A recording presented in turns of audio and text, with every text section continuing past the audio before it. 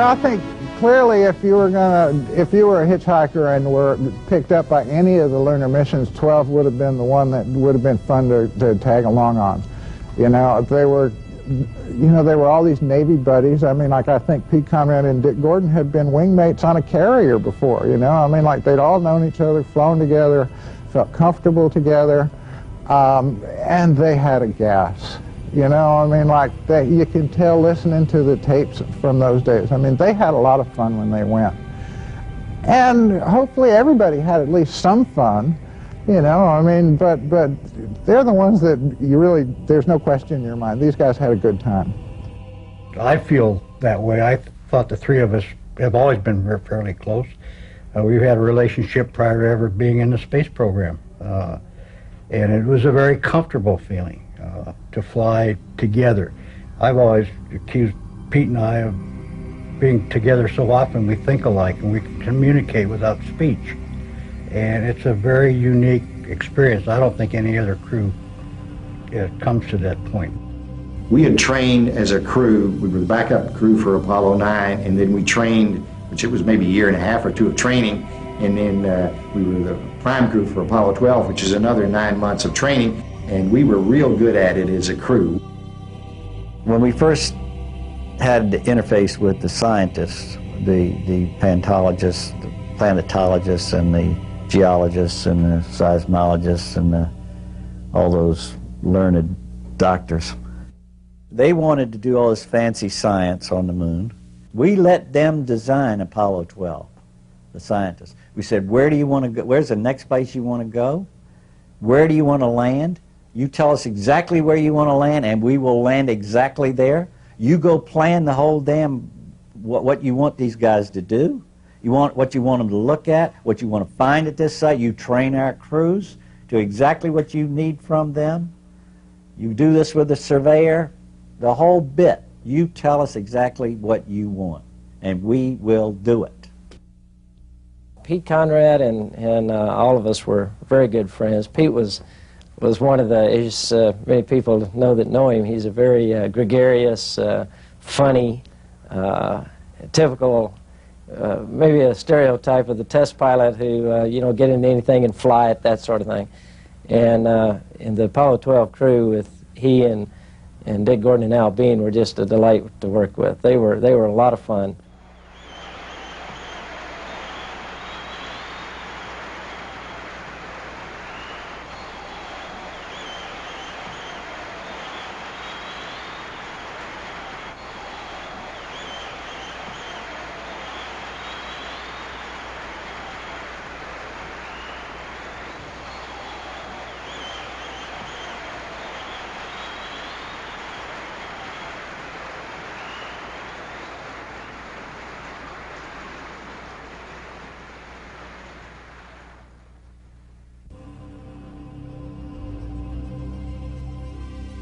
The rocket itself was almost like 40 stories tall, you know, and that's more than the Statue of Liberty. I think it's on a par with the Washington Monument, I'm not sure, and every inch of it is full of exploding fuel. You know, I mean, it's equivalent to sitting on top of an H-bomb or an A-bomb. I mean, there's enough of a bomb to where you don't care what kind of bomb it is. I mean, you're gone if it doesn't work right. Here we are, spent all our lives in a risk environment. You acknowledge that fact going in, and you don't dwell on it. You don't let it bother you. If the damn thing blows up, you're going to be dead. That's the least of the consequence. I'd rather do that than get smashed up and spend the rest of my life as an invalid. Spent 6-7 years eating, sleep, and breathing, doing this job. Sure. And we were really spring-loaded trained. The only time you ever saw anything normal was when you flew the flight. Here are these guys that have spent all their lives learning how to fly, learning to be pilots, be at the controls, and during launch there's really very little they can do except for just strap in and ride it. Getting in the spacesuit in the morning and riding the van out to the pad and riding the elevator up to the top and getting in the command module, all that is so interesting and so amazing. Just thinking about it now is kind of amazing. they're the heart rates that they monitored in mission control. I mean, like almost invariably showed higher heart rates during launch than at any other portion of the flight, including when they would land on the moon. Because when they're landing, they're driving it. You know, when they're blasting off, they're just sitting there. And they were as scared as they ever got. I can recall the fellow in the house of in the mission control was counting down 10, 9, 8, ignition sequence start, 7, 6. Now, he said that, but still his engines are 360 feet away, so I didn't feel anything. And 4, 3, when he said 3, then I began to feel a shaking and a rattling. And when I was observing, as I observed the shaking and rattling, it was more than I imagined. It was more than I thought was safe. And I can recall thinking, maybe this is going to come apart. Maybe this is shaking more than it should. Certainly more than any airplane I'd ever been on. It just was tremendous vibration. And as this ran through my head, I hear him say, 1 liftoff. Pete Conrad reports that your program is in. Tower clear. I'm pitching a roll program and this baby is really going. We launched on Apollo 12, and about 30 seconds into the mission we got hit by lightning. And we never practiced that. No one imagined that could happen in space. And it lit up more cautionary warning lights than had ever been on any space flight before or since. I mean, there wasn't nothing close to this. And they all came on, and Pete started reading them off. And he read almost every light up there, particularly anything that had to do with the electrical system. I don't know what happened here. We had everything in the world drop out. I'm not sure you get hit by lightning. Fuel cell lights and AC bus light, fuel cell disconnect, AC bus overload 1 and 2, main bus A and B out. It turned out that when the lightning hit, it more or less knocked everything out on the spacecraft. But luckily, the booster wasn't affected, so the big Saturn V kept pushing and getting us up higher, and I thought we might have to abort, but there was no reason to rush into it because we were gaining altitude, which was a safer condition. The curious thing about it is Dick, who normally gives me good advice. He leaned over, he read a few lights, and I'm thinking, maybe he'll tell me what to do. He didn't tell me a doggone thing. He went back and started talking to Pete, and so I was sitting over still not knowing what to do. Fortunately, the ground had a good idea of what had happened. They'd observed it, and they made some suggestions, which I implemented, and everything turned out okay. Al did a great job getting the electrical system back online during the boost phase. So That's right. really That's the first time you never helped him. I know it. I didn't know what to do. It was my vehicle, and I didn't know what to do. Okay, we're all organized again, John. We've had a couple of cardiac arrests down here too, Pete. I was fortunate enough, and I got onto the problem quickly enough and made the call to the flight director to fix it. And of course, he told me later, Jerry Griffin, that when the call came, he didn't think the call was going to be about a fix. He thought the call was going to be about an abort. And so it was a harrowing experience to get that vehicle into Earth orbit. But I can tell you the adrenaline was really pumping. And it sounds a lot cooler to me now that I listen to it than I remember it. I remember it as being very, very, it got my attention. Let me say it that way. We got to Earth orbit, got things back online, and couldn't find anything wrong with the vehicle. Seemed to pass all of our tests, and we were faced with well, that was pretty exciting, but everything is working here, so shall we come home or shall we get on with it? Somebody had said, hey, we'd get struck by lightning, we'd decouple the command and service module guidance from the S4B. We'd go into orbit in that thing, and 3 hours later we'd be on our way to the moon. I'd say, you're crazy. You couldn't check the spacecraft out. There's no way we could do that, yet we did. Apollo 12, Houston, the good word is you're go for TLI. Hoopy-doo, we're ready. We didn't expect anything else. We didn't train for anything else, Pete. You better believe it. We have data and thrust is go. Burn looks good. No, I remember looking at the window saying, I hope that doesn't break. You know, still you could see through it. I'm going to die. That's a feeling that I haven't had much of my life, that death was 5 inches away. After a while, you'd see the moon would go by, and then after a little while, the sun would go by in the window, and after a little while, the earth would go by. And you began to understand how, back in the old days, man began to evolve his understanding of the world and the universe.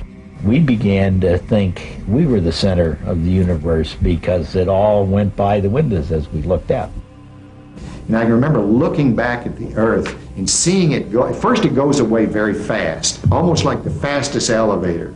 And it's big and it's starting to get small, but it's going away. And you're thinking, boy, everybody's going away that I've ever known. They're going that way, and the three of us are going this way. And it kind of is shocking. And I can remember looking at the Earth when it got about that big then and thinking, you know, everybody I've ever known, they're all back there. And here we are. There's billions back there. Here we are here. And it's kind of scary, but I wanted to be there, but still kind of frightening. We're trying all these things that we didn't have in Gemini, like toothpaste and shaving, and we're really having a ball up here. Roger. All dressed up and no place to go. Oh, we're going someplace. We can see it getting bigger and bigger all the time. Dick Gordon told me that he had this trick on the way out there because, you know, when you go to the bathroom, you would save a lot of it. You know, they'd have these feces bags, you know, I mean, like that they were supposed to bring home. And Gordon used to put them in the food compartment, hoping that Bean would grab one for a midnight snack or something, you know? I mean, these were guys that they went to the moon with a sense of humor. I wouldn't do anything like that. And hope somebody got up for a midnight snack, sure. Apollo 12, Houston. Hello, Houston. Yankee Clipper with Intrepid in tow has arrived on time. I guess like everybody else that just arrived, all three of us are plastered to the windows looking. When we were falling towards the moon, I had no idea that we wouldn't fall right into the middle of it and get killed. And the computer said we wouldn't, said we'd go behind it by 60 miles. But there was no way to tell it. So there's your life and future is more contained on numbers and computer programs in spaceflight than it is in airplanes. I'd look at the computer and it'd be printing out, not printing up something, but reading out something. I'd think, I hope this thing keeps running. Because if it doesn't, we got a big problem. Our motion to the left is not as apparent as our motion towards the moon, and therefore we have the decided impression that we're going right into the center of that baby right now. Okay, Houston, we're maneuvering to the burn attitude. Roger, we copied that 12. We're beginning to go into darkness at this time. Roger, 12. Matter of fact, we're there. Hello, 12, Houston, you're go for LOI. Roger, Houston, go for LOI. Burn checklist is complete to -6 minutes, and we're holding at that point. The whole thing was as Neil and Buzz didn't land where they were supposed to. They were 4 miles from where they were supposed to. So it befell on us and engineers to figure out why they didn't land where they were supposed to. NASA decided to demonstrate this by landing near a crater that was a specific crater, a crater where a surveyor unmanned spacecraft had landed some 33 months earlier. So they targeted us for this crater, and we targeted for the center of this crater, which was 656 feet in diameter. And I can remember us thinking, boy, I don't know where we're landing, but it'd be nice if we landed near there. Not in the middle, but we'll target there. They picked Surveyor 3 because it was way down a Copernican ray, and they thought that the material around that came from deep within the crater Copernicus and would not be the same as lunar surface material. So that's how the site actually got evolved down to the particular Surveyor 3. 5, 4, 3, 2, 1. Houston out, over.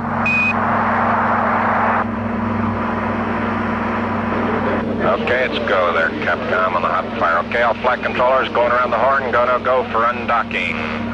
Okay, retro, go. Fido, go. Guide, go. Control, go. Telcom, go. GNC, go. Ecom, go. Surgeon, go. Capcom, we're go for undocking. Well, we went to the moon, 239,000 miles away, made several orbits, came down to land, and when our lunar module pitched over, Pete looked out the window and could see where we were going to land. Pitching over at 7,500 feet, expecting to see the snowman crater pattern and seeing 10,000 craters out there. I'll never forget that, and not having the foggiest idea where I was. Okay, you're out of 19,000 feet. I got some kind of a horizon out there. I got some craters too, but I don't know where I am yet. Okay. In a Viper P-64. Okay. I'm trying to cheat and look out there. I think I see my crater. Hey, baby. I'm not sure. Coming through 7. I read from the computer a system of numbers, which he could look through some marks on the window with and see where, if we didn't touch it, where it was actually going to land. He looked through the window and we would land right in the center of Surveyor Crater, just where we were targeted. Hey, there it is. There it is. Son of a gun, right down the middle of the road. Outstanding. 42 degrees, Pete. Hey, it's starting right from the center of the crater. Look out there. I can't believe it. Amazing. Fantastic. 42 degrees, babe. Just keep slide it in. Coming down at about 99 feet a second. You're looking good. Okay, go for landing. Over 1. Okay, Roger. 40 degrees, LPD, Pete. 40 degrees. So fantastic, I can't believe it. Getting to land. That's the 36 degrees. You're 12. Shortest flight time in the world, that 1 minute and 30 seconds or less, whatever it was you had on the stick. That's the only time you flew it. And I really did have to fly it. That where we were supposed to land was not suitable. It had big boulders in it, and I had to fly it a little bit further around. Hey, you're really maneuvering around. Yeah. Come on down, Pete. Okay. 10% fuel. 200 feet. Coming down at 3. Come on down. Okay. 180 feet. 9%. You're looking good. Gonna get some dust before long. 96 feet, coming down at 6. Slow down the descent rate. 80 feet, coming down at 4. You're looking good. 50 feet, coming down. Watch for the dust. 40 coming down at 2. Looking good. Watch the dust. Coming down at 2 feet. You got plenty of gas. Plenty of gas, dude. Hang in there. 30 seconds. 18 feet, coming down at 2. He's got it made. Come on in there. 24 feet. Contact light. Roger, copy contact. Pro. Yeah, pro. To go back to Apollo 11, a newspaper person who was a friend that was also foreign, and I thought had reasonably leftist leanings, and anyhow, we were having this discussion, and this person was absolutely convinced that the United States government propaganda office somewhere had written these great words for Neil to say. That's one small step for man, one giant leap for mankind. Then I said, okay, if you think that that's the case, we'll sit down here and we'll figure out what I'm going to say. So I figured I'd say something to the effect, it may have been a little one for Neil, but it was a big one for a little fellow like me, seeing I was the shortest person in the office. Down to the pin. And that may have been a small one for Neil, but that's a long one for me. I bet this person $500, which was a reasonably large sum of money in those days. I thought that if I could get $500 off a communist, that was probably pretty good. Person then realized that there wasn't propagandists, but they reneged on the bet, and I never won the money. I was never paid. Hey, Al, you can work out here all day. Just take your time. Dum-da-dum-dum-dum. Dum-dum-dum-dum. I would just feel good. It's a good feeling because everything about you is lighter, and so I felt stronger. I felt like this is a great day. You know, I can jump. Look how high I can jump. Look at how light this is. I just grab this and move it over here, and normally it's pretty heavy. So it gave me a feeling of being strong and fast and feeling good. Man, does all back there. Pete, now we show you're 1,200 feet from the limb. Okay. You know what I feel like, Al? You ever see those pictures of giraffes running in slow motion? That's exactly what I feel like. They tried to rush through and get us the first color television camera. And it was the old system, you know, it was a camera that had a color wheel in it, and for all our training, all we had was a block of wood. And I think this camera showed up like 3 days before the flight, and Al and I never laid eyes on it. Okay, what change did you make? I hit it on the top with my hammer. I figured we didn't have a thing to lose. Al was setting it up, and he waved the camera around, and he wound up pointing it into the sun, and it did not have a light level sensor, and so it burned the camera out.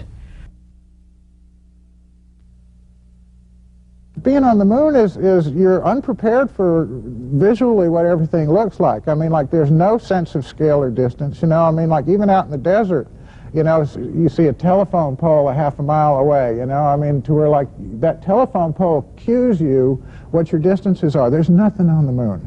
You know, there is no way to tell how far away anything is. Shortly after the flight, somebody asked him, how did you guys navigate on the moon? And Al said, I don't know, I just followed Pete. I had a hard time finding what the right craters, just because I didn't lose my sense of direction, but I sure wasn't really positive which crater was which. How about a grapefruit-sized rock? That's what I'm holding in my hand, and these other rocks that I was talking to you about are pretty well buried, and they're pretty large. I don't think I could get one of them going. Houston? Roger, we copy grapefruit size or any size is fine. Well, it was just a big round rock, and we were at the point of collecting unusual samples. Here was it. That's not the way it goes, Pete. That was the extent of Bean and Conrad's knowledge of geology. True. That's true. And as much as they tried to learn geological terms, they came up with a grapefruit rock. I thought that was very descriptive. The scientists on the ground had a very good mental picture of what that rock looked like. Yeah, like a grape. Starting to come in. Hey, I'll tell you what we're parked next to. What? We're about 25 feet in front of the surveyor traces.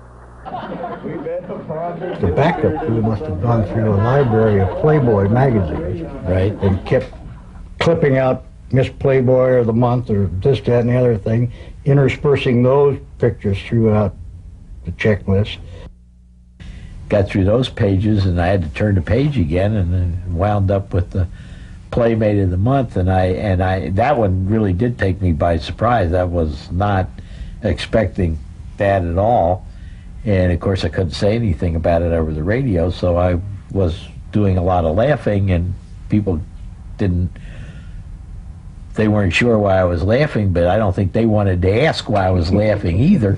So you know, some of the outside people thought that I was being very frivolous, and I might have even been intoxicated on the moon, but that wasn't the case at all. I was just laughing at these in-jokes, and I obviously couldn't talk about them over the air.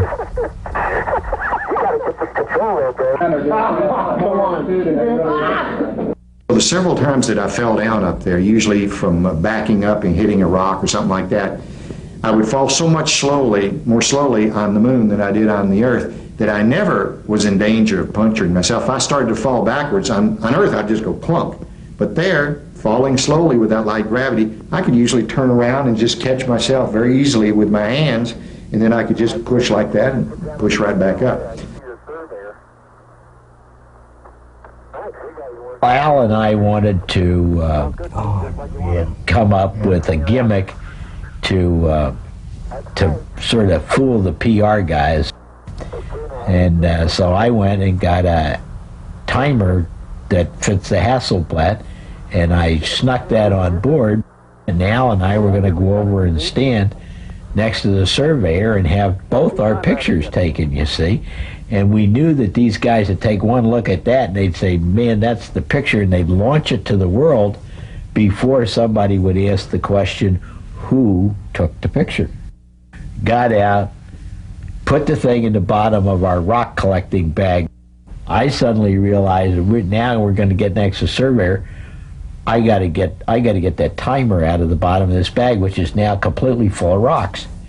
And so we can't talk. We can't talk about it. So we're giving each other sign language. And the ground says, it's time for you guys to take a rest. Get in there. Get in that bag. There you go. In the bag. In the bag. In the bag? Now, wait a second. Yeah, I got to zip it up. Good chill. Copy, it's in the bag. Well, we're supposedly taking a rest, except we're hauling rocks out and holding them in our arms, and we're working our can off. And obviously our heart rate is not going down, and though they're saying, doesn't look like you're resting, what are you doing, or whatever, we're saying, oh, nothing, we're resting, and our heart rate's going, and we're digging around and digging around and digging around. Make long story short, I never could find this thing. It just eluded me. Yankee Clipper, Houston.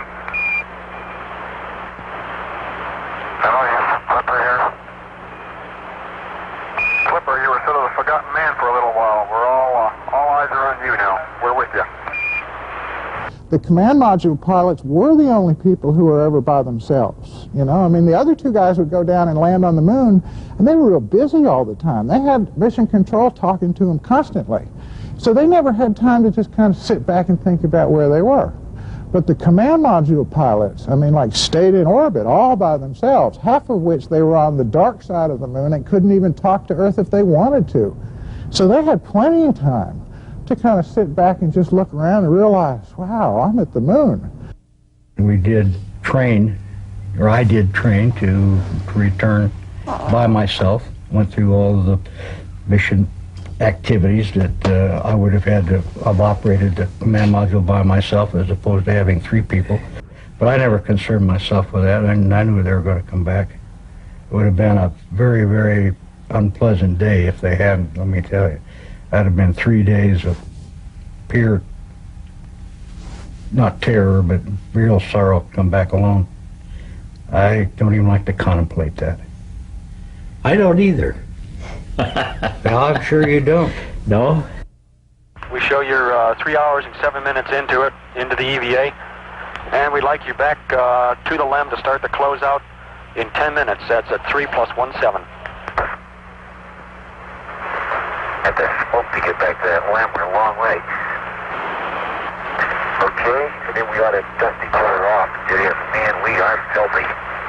Okay, coming up the ladder. Gosh, you're shaking the whole LEM. Sorry about that. They're back inside getting ready to go, and of course, they've got their big checklist, and Bean is working like crazy, so he's got everything ready to go about 2 hours beforehand. And he's got nothing to do but sit there and be nervous. And the ground wasn't saying anything, and all of a sudden, I began to think, do we still have radio contact, with the ground? Because nobody had said anything for quite a long period. So we called him and asked him, and Pete said to me, I can remember him saying, you getting a little nervous? I said, yeah. But you'll get over it. I said, this is your first ride.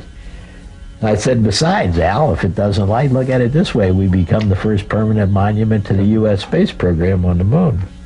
I said, yeah, that makes me feel real good. Conrad had just sort of scratched that itch for a couple hours, that's the way astronauts were, and of course, 12 went just fine.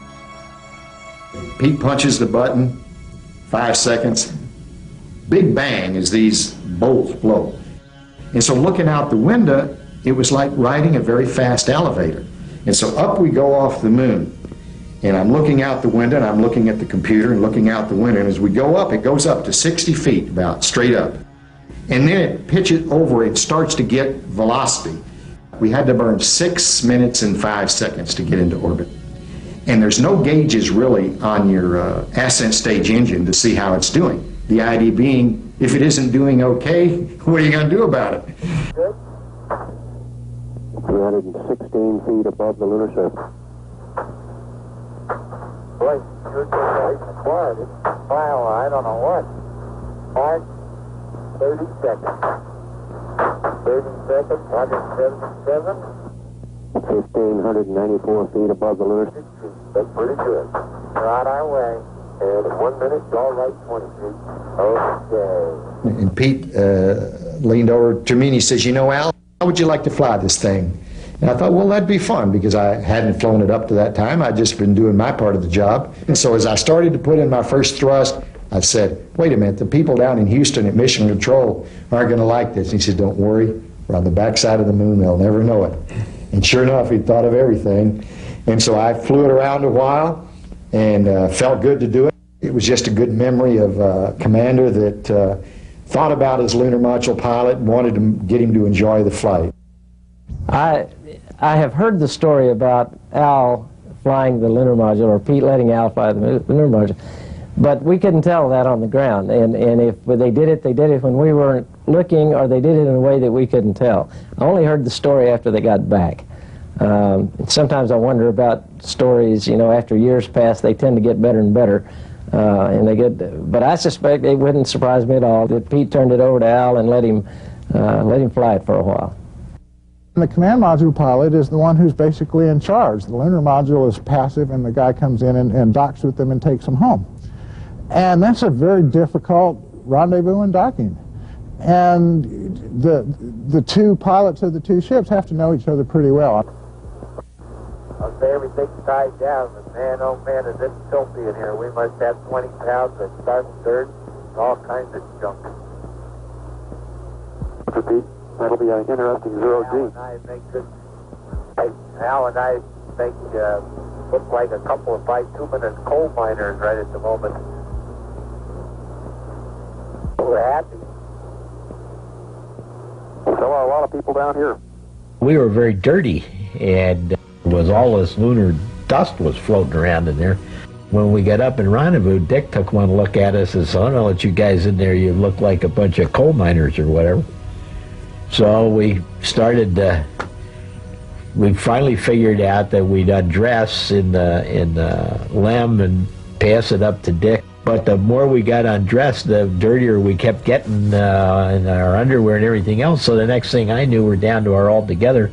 And so not only were we the first lunar streakers, but I guess I figured that if something happened and it blew up when we jettisoned it, why, I'd go out of this world the way I came in with nothing on. But somehow going fast again made me feel like we were headed back home. And I think that Neil Armstrong said that the time he felt like they were going to pull off the mission is when he got in orbit. And I agreed, because you're going fast again. You feel like once you're going fast, you don't have to go a little bit faster, and then you can head on home. So it was a really good feeling to get into orbit. We have acquisition of signal. Apollo 12, Houston. Hello, Houston. Apollo 12, en route home. Very good. Apollo 12, Houston, we're ready for TV anytime you want to send some down to us.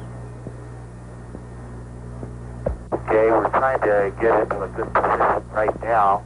The thermal wand is a little bit later, but we're leaving the moon so fast we thought we better kick it. Our trajectory was such on the way home that about 100,000 miles out, it was 100, wasn't it? That we nipped in the line where the Earth fully eclipsed the sun, and we were between the Earth and the moon. And so what we had was an absolute full moon behind us, and for the first time an eclipsed night Earth, so that there was no sun, and instead of seeing a black as you see in the photographs, you don't see the night Earth.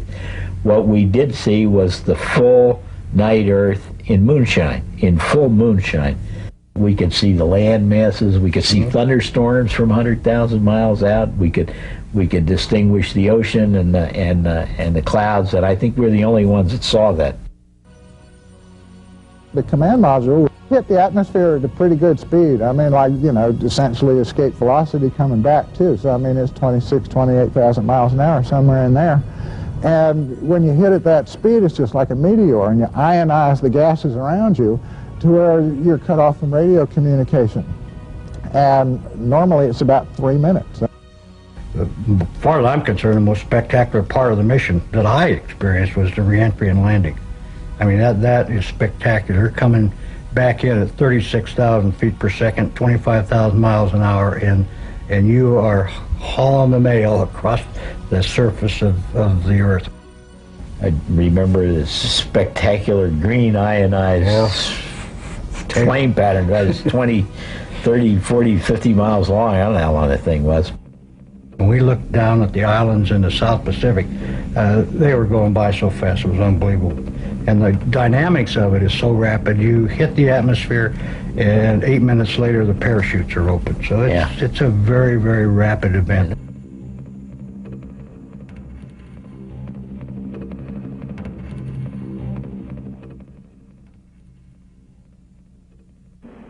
Go ahead. Roger, the Hornet is on station, just far enough off the target point to keep from getting hit. Hornet reports a sonic boom a short time ago. I'm in Houston, and the blind air boss has a visual contact.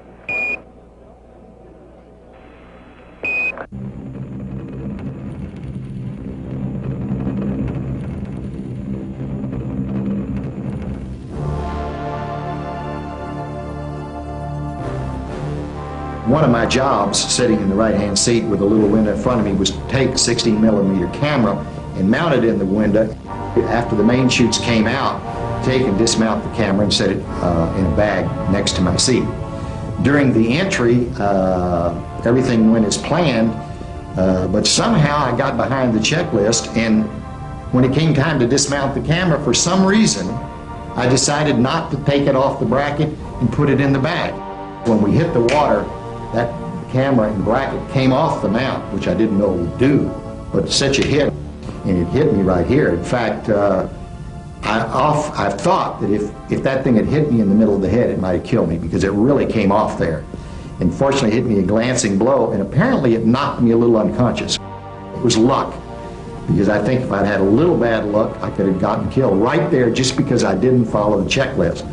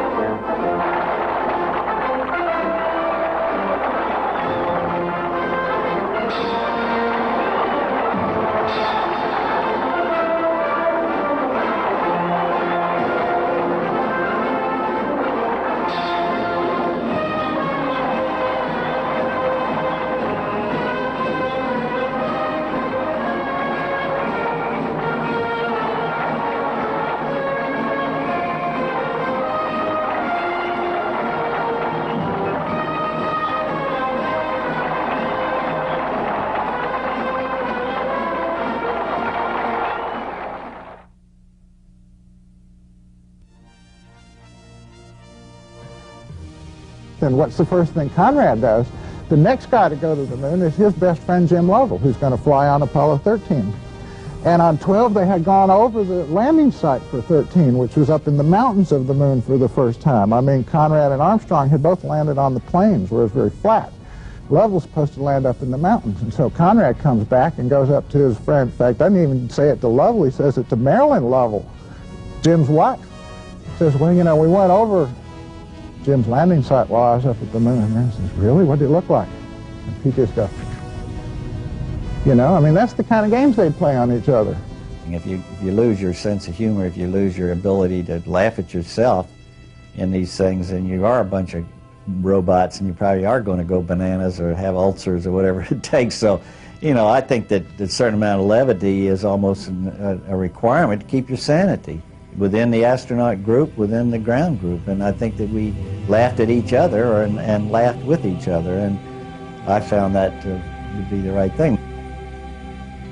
Pete Conrad went on to become the commander of the first crew to fly to America's space station Skylab in May 1973 and stayed there for 28 days. After retiring from NASA, he became a vice president of the space division at McDonnell Douglas, conducting research on a new generation of single-stage to orbit spaceships.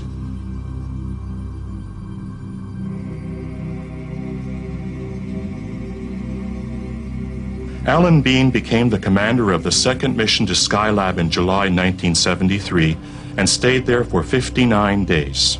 After leaving NASA, he has pursued a career as an artist, painting dozens of scenes from the Apollo missions, portraying the feeling and adventure of what the Apollo program was all about. Dick Gordon was originally slated to become the commander of the Apollo 18 moon mission, but all of the lunar trips after Apollo 17 were canceled in the budget cuts of 1972, and he never flew again. After leaving NASA, he joined a Japanese company, helping them to gather American and Russian space artifacts for a space museum and theme park in western Japan. Apollo 12's tremendous success with a pinpoint landing on the moon, flawlessly setting up several scientific experiments on the lunar surface, and bringing back almost 100 pounds of moon rocks, set the standard of excellence for all subsequent Apollo missions. It's like a bunch of, you know, teenagers going on a camp out, you know, was sort of the attitude that they went into it with, and they really did have a good time, and still did everything they were supposed to do. I mean, did a terrific good job. You know, you can enjoy yourself in life and you know, still do a good job. And they really proved it. You can go to the moon and enjoy yourself and still do a good job.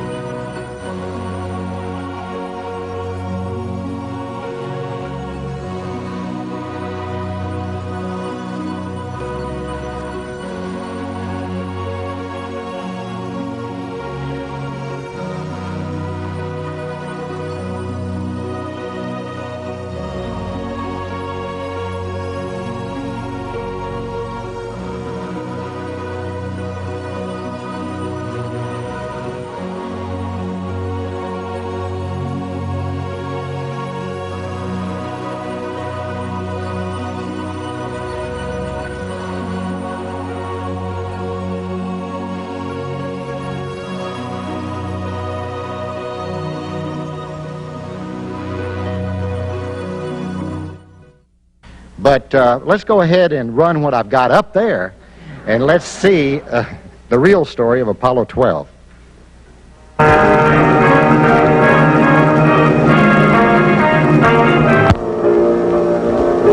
Hundreds of hours of training mind and body for the task ahead. Apollo 12, man's second landing on the moon. For on the moon, the United States astronaut is on his own. There is no one to get him out of trouble. He is his own man, no mere puppet of the scientific community. He is an individual with no strings attached. But it is in these endless simulations that the skills are learned, skills that may one day mean life or death on the moon. And while Pete Conrad trained with great dexterity,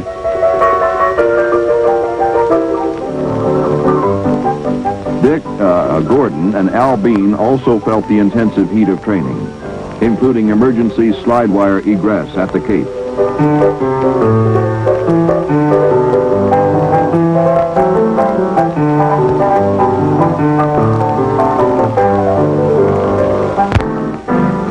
Now, on November 14th, 1969, three heroes struck out for the launch pad. Pete Conrad, Al Bean,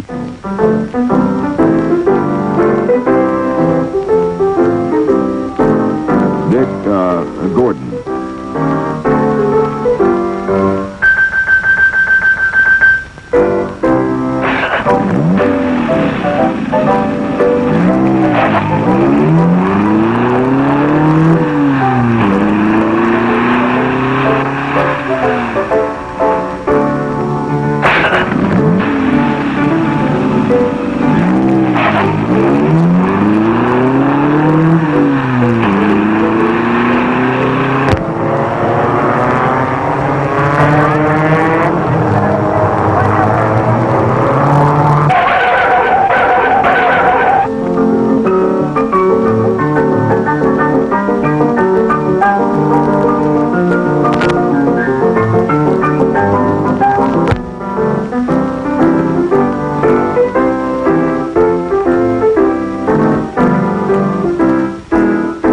of hours of rehearsals and simulations had gone into making the countdown the precise operation it had become.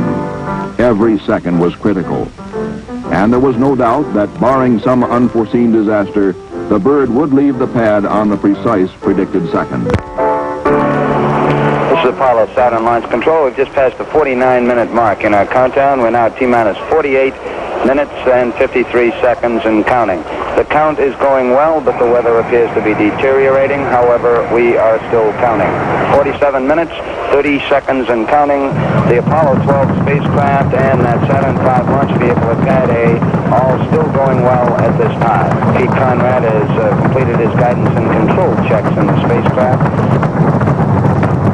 The roll program in this baby is really going.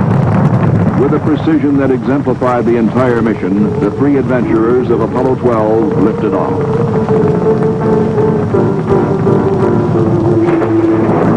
Fuel cell lights and AC bus light. Fuel cell disconnect. AC bus overload 1 and 2. Main bus A and B out. Hello, Houston. Yankee Clipper with Intrepid in tow has arrived on time. I guess like everybody else that just arrived, all three of us are plastered. Shame on you.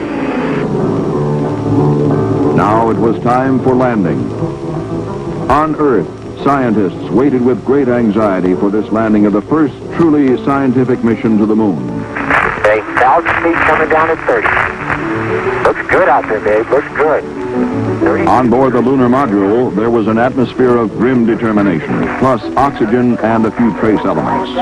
Conrad was determined to land at the site called Pete's Parking Lot. In switching to an alternate landing site, Conrad showed an aptitude for real-time decision-making that exemplified the entire mission. Looking good. 50 feet coming down. Watch for the dust. He's got it made. Contact light. It was touchdown on the moon. I did it. Set it down. Set it down and it didn't fall over. I can't believe it. It's a nice place to land. I sure couldn't see what was underneath us once I got into that dust. With the lunar module down safely, Dick Gordon began his lonely vigil. 60 miles above the moon, 250,000 miles from home. An unsung hero, he whiled away the lonely hours while his buddies on the moon got the glory. And what would he get? A sense of accomplishment and satisfaction that comes with his spirit of self-sacrifice. A spirit that exemplified the entire mission. Thus did Dick Gordon become the first mole astronaut.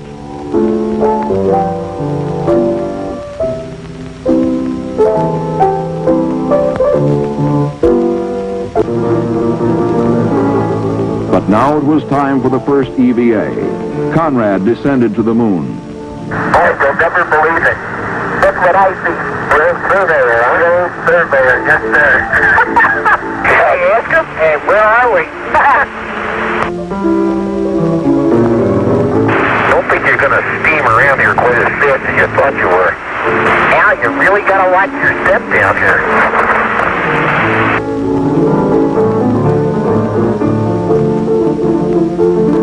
Now Conrad collected a contingency sample and began the first of a series of scientific descriptions that would astound the earthbound scientists.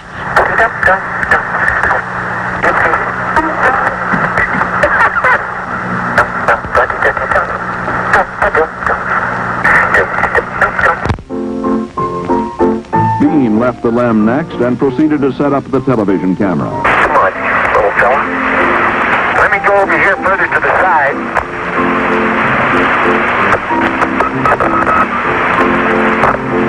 Still is the same, Al. Why don't you try shifting the scene? Okay, can you check and see if it reflects too much, and if it does, I'll have to go stick it in the shade, and then maybe shine past the limb. Of course, that makes it not too good either, but maybe it's the best we can do.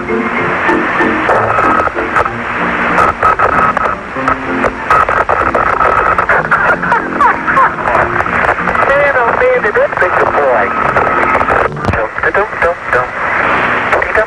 Now the two intrepid astronauts headed for the ALSEP site to deploy the experiments.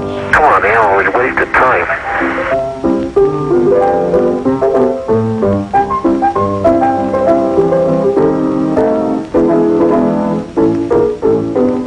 Then they spotted something.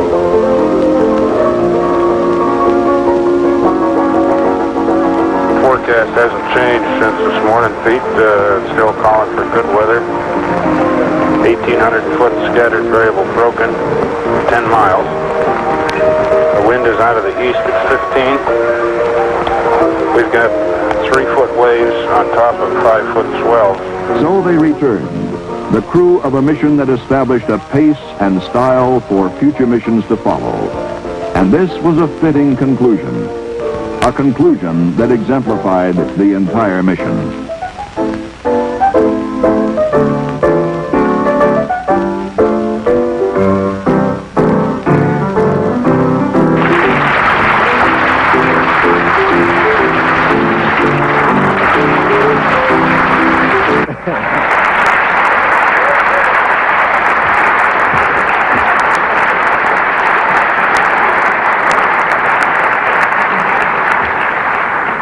Now that film was made courtesy of our backup crew, which was Dave Scott, Al Worden, and Jim Irwin. So they're the producers, directors, and the cast members.